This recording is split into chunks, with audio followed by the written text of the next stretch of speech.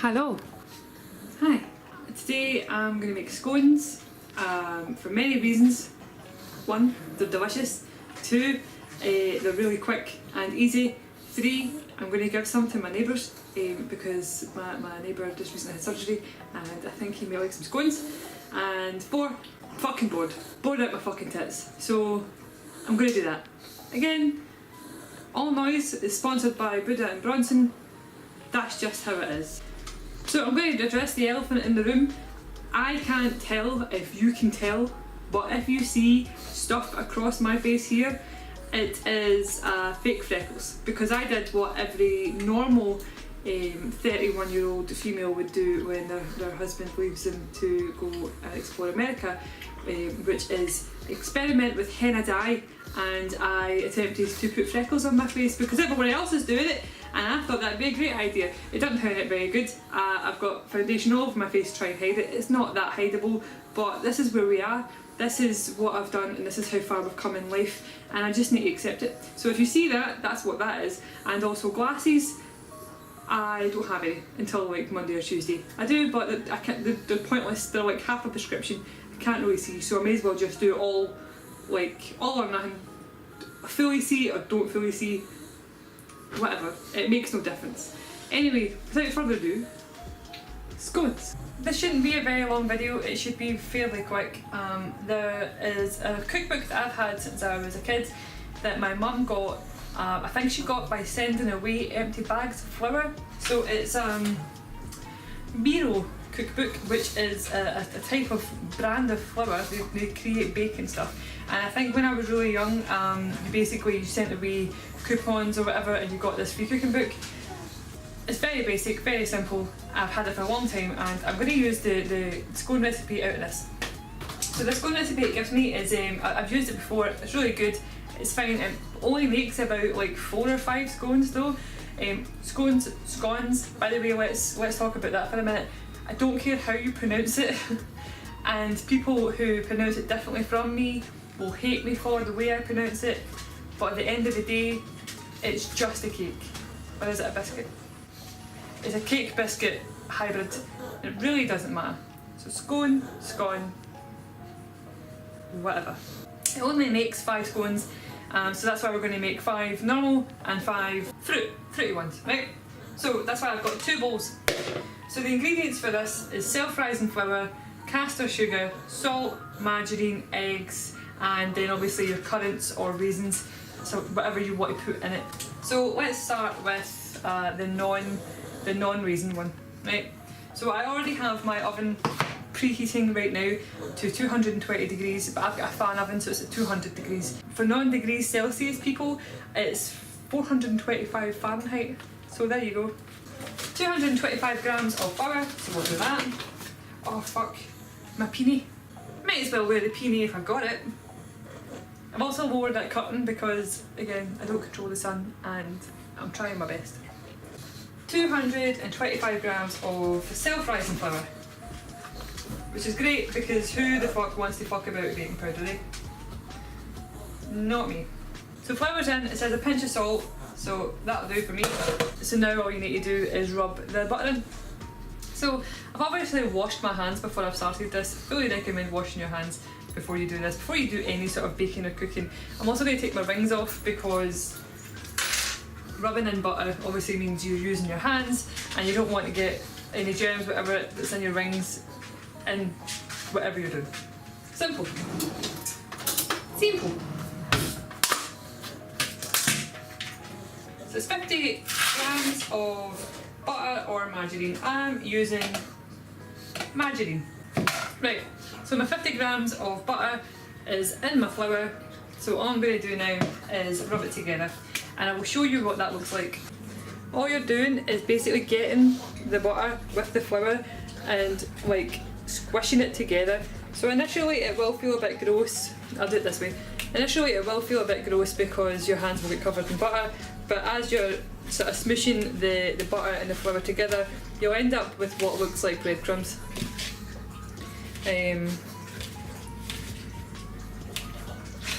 I used to have quite long nails and doing this with long nails is pretty uncomfortable for me because obviously you are using your fingertips. Do you know what I mean? So if you have long nails, maybe even just put like a glove on, like rubber gloves or something if you want to do that.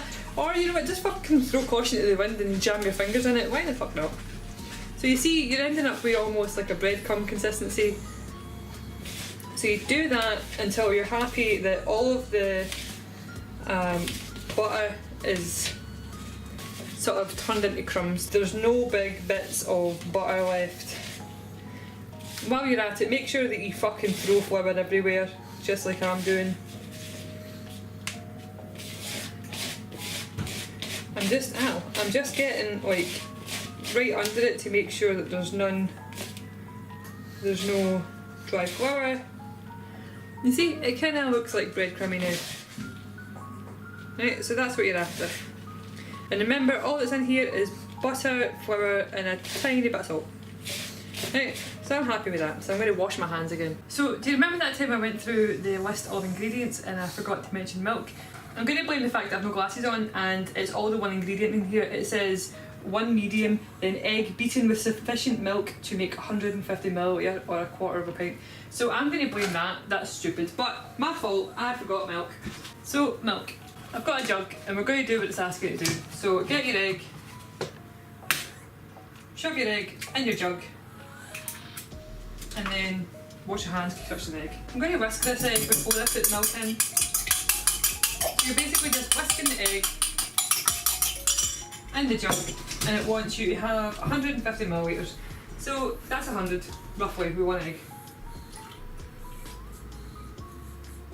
Right, so I have enough eggy, milky liquid to make up to 150 millilitres. Right, anyway, so breadcrumb consistency, right? Then you need to put your sugar in. 25 grams of sugar. And I'm using caster sugar, which ideally you should use. So I've got my breadcrumbs with my sugar in now, and all that's left to do is add your milky, eggy consistency. Now keep some back so that you can brush it on top of your scones when they're made. So keep it a little bit. So let's pour that in then. What I'm going to do, I'm going to create a wee well in the middle of the mix and pour it in there. I don't need a lot for the top of it, so I've literally just kept a wee bit in the arse of the jug to coat the top of the scones. I mean, you're going to have to knead this anyway, so I'm just going to start stirring with my hands rather than stirring with like a utensil of any kind, because you are going to use your hands in a minute anyway. So before I do that, I'm going to clean my surface so that I can actually have a space to knead the dough. Surface is cleared, all I've got next to me is my flour and my sieve and my bowl of crumbs with egg goo inside. So I'm going to move the camera closer so you can see me trying to knead it, and then you can see me obviously using flour to flour the surface and knead it into a sort of scone shape. So I'll move it across, you can see. You can have a wee look. Okay, so there's my bizzle. So I'm just going to ram my hand straight in and start mixing it.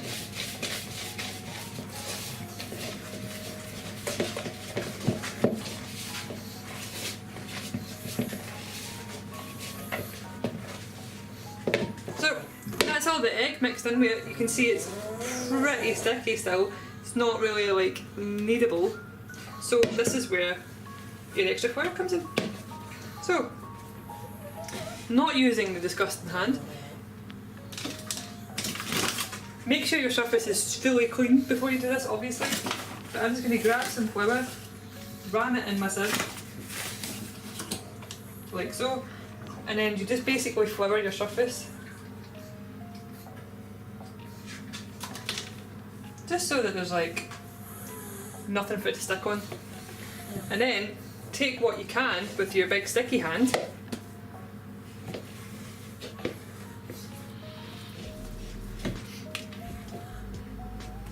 and put it on the surface. Now obviously that's as much as I can get out of that because it's very sticky. And then just start rolling it about the flour you've got and then trying to knead. Now it's obviously quite wet.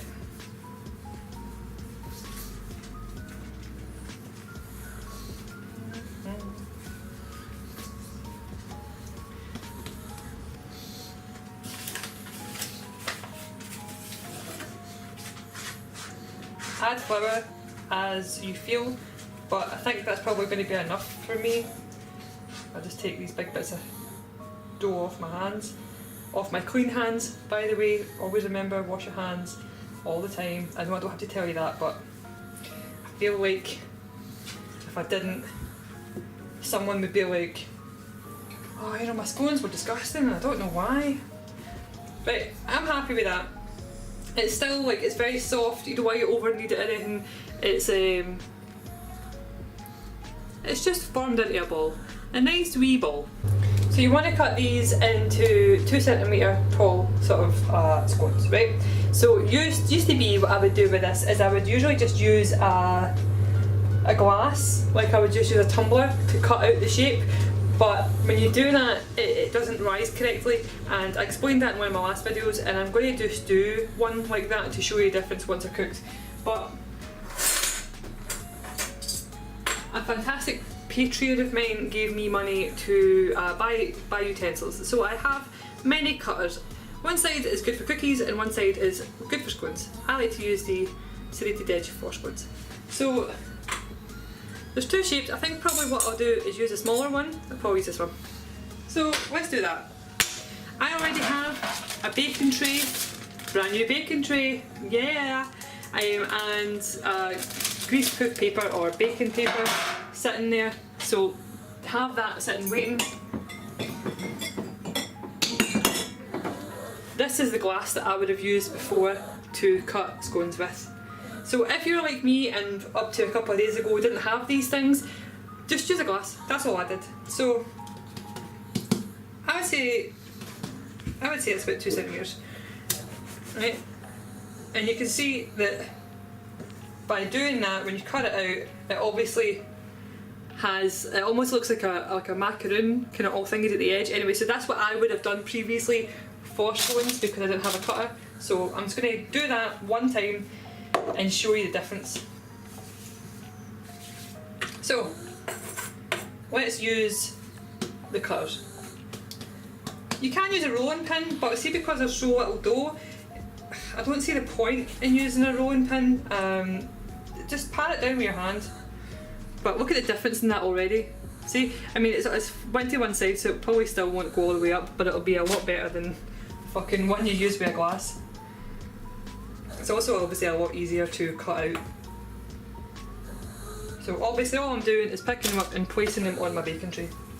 And then just keep moving the dough around. Try not to knead it too much, but just try and like move it around to use the rest of the dough.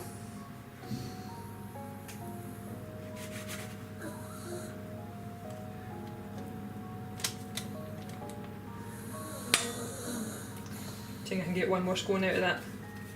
I think so. Yeah. Oh, can I? Oh. That one might be a bit weird, but we done it. Right, so I got roughly 5, right, which is what we thought we were going to get. And then a wee bit of straggly dough. So move all this flour out the way for a second, and then I'll show you what you do with the wee bit of the arse of the egg. So there's my scones. This wee pathetic number here is the one that we use the glass with. They're all a bit lopsided, they're all a bit kind of funny looking, but you know what, they're going to taste great. So all I'm, like, again, no utensils, but if you have like a brush, like a baking brush, do that. I'm just putting my fingers in it. Just jam your fingers in the milky egg consistency, slap it about, and then stroke the top of your scones. Just give them a nice wee gentle tap. Wee gentle rub. So this will obviously make the top of your scones all golden and glistening and beautiful. Just try not to forget any wee bits. Right. So at this point my oven is fully preheated and I'm going to stick them in the oven.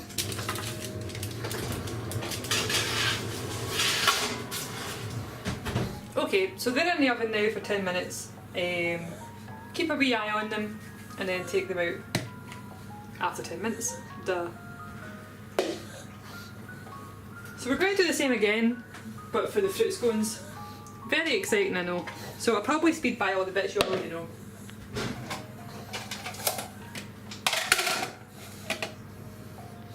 Let's see how fast we can do it, eh? So 225 grams, let's do that. At this point there's fucking fluid everywhere, so who the fuck cares? Just pour it everywhere. There's my pinch of salt. 51, that'll do. Start kneading again. So the only difference with this one is that this time we're going to put currants or sultanas or a wee bit of both in. And you put 50 grams in. So we'll do that. Right, so that's done. So we'll crack that egg in and then we'll wash our hands. Okay, so 150 millilitres worth of eggy milk shit, 25 grams of sugar. So I'm going to use sultanas for mine because I just feel like they're a little bit less offensive than raisins. So for sultanas it's 50 grams. So now that we've got all that in, just mix that about with your hands, make sure all the raisins or the sultanas aren't like one big clump. Separate them all, coat them in the flour, just so that they don't all stick together. Right, I'm happy they're all separated. So again, create a well, get your eggy milk mix, pour that in, leave a tape in the arse for the tap of them, and then just start using your hand like a big fork and mix that round. Yeah? Same thing happens again, it's just a big gloopy mess. Use your non-gloopy hand, grab some flour, fuck a big handful in your sieve, do a wee shimmy with your sieve, not that we had to because there's scones going to be in the flour anyway, and then plonk that down. And then just do what we did before. Again, with your clean hand. So we're getting there. It's still a bit wet, but we're getting there. I would say that that's probably it. I'll just flour the bottom again. Yeah, that's it. That'll do it. That'll do nicely.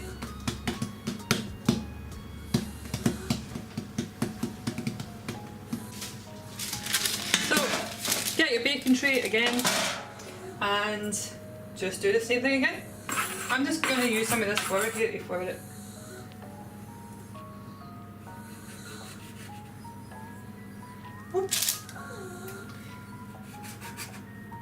I don't think that one's tall enough, but hey ho, we'll see.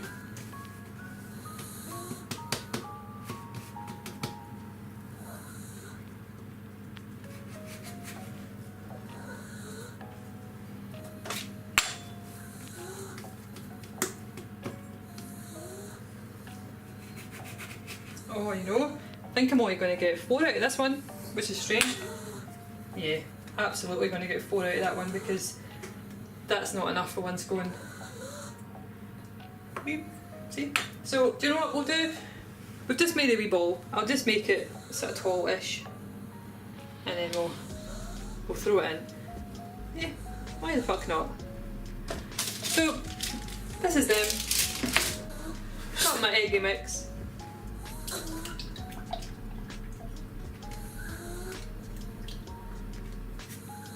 Just give them all a nice wee rub. A wee rub down. Wash your hands again. And that took 10 minutes because I have 9 seconds left. So I managed to make all of that in the time it took these ones to cook. So we'll take these ones out. When we take these ones out, we'll just put these ones straight in and put another 10 minutes on. So here we have scones.